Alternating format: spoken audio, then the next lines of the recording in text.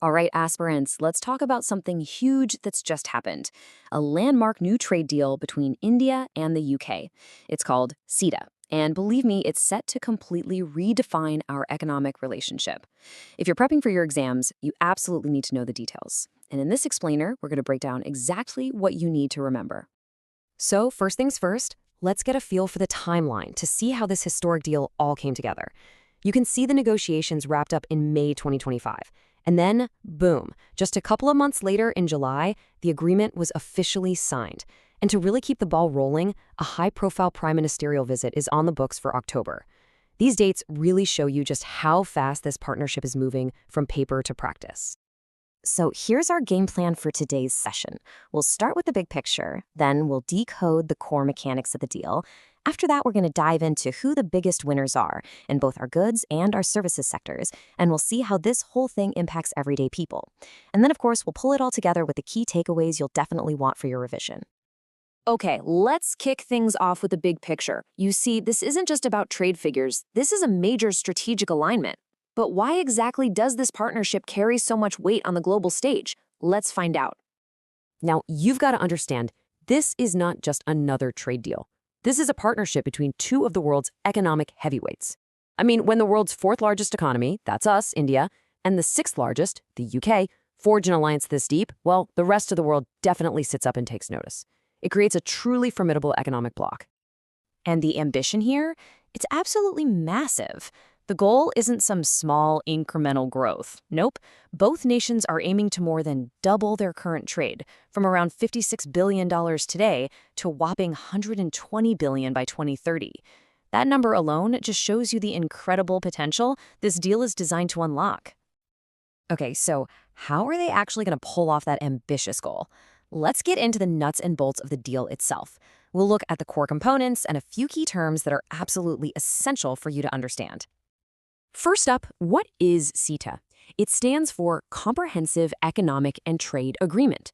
Think of it as a bilateral free trade deal, but this one's special. It's the most wide-ranging agreement of its kind that India has ever signed. The main goal is pretty simple, to slash or completely wipe out tariffs, making it way cheaper and easier for us to trade with the UK. And here it is, probably the single most important number you need to remember from this entire agreement, 99%. This deal gives unprecedented duty-free access to 99% of all Indian exports to the UK. Just let that sink in. That covers nearly our entire trade basket. This is a massive, massive win for Indian industries across the board. But you know, this deal goes way beyond just goods. It tackles a major headache for our professionals working abroad. And this brings us to a term you absolutely have to know for your exams, the Double Contribution Convention, or DCC. So what does this DCC actually do? Well, it's a game changer. It basically solves this old problem where Indian professionals on a temporary gig in the UK and their companies had to pay Social Security in both countries.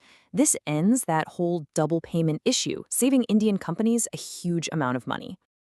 And the impact of this? It's not just some small change. We're talking about estimated annual savings for Indian companies of over 4,000 crore rupees. Think about that. That's money that can be reinvested, and it also makes our professionals more competitive and directly boosts their take-home pay. All right, so we've got the big numbers and the key terms down.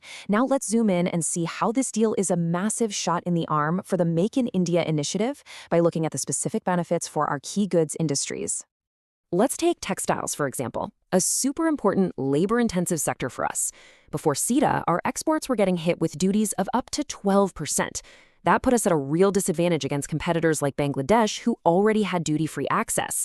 But now, after CETA, that duty drops to 0.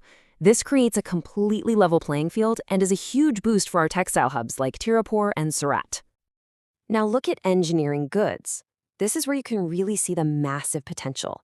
The UK imports a staggering amount, over $193 billion worth of these goods every year. And our share right now?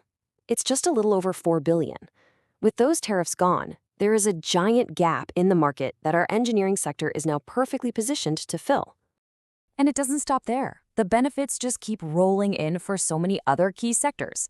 Think about leather and footwear, where duties as high as 16% are just gone. Or gems and jewelry, pharmaceuticals, marine products. The list goes on and on. This just shows you how wide the impact of this deal really is across our manufacturing landscape. But India's economic story isn't just about what we manufacture.